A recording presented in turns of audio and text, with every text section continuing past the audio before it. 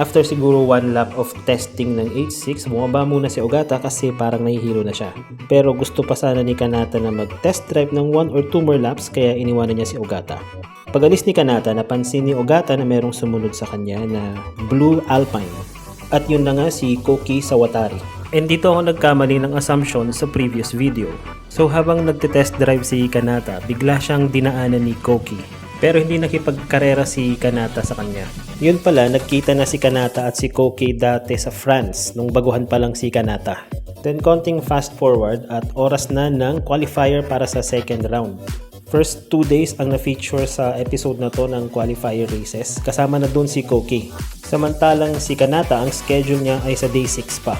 Maganda ang naging performance ni Koki doon sa qualifier niya dahil marami siyang na-break na sectional records. And those are the highlights of episode 10 ng MF Ghost.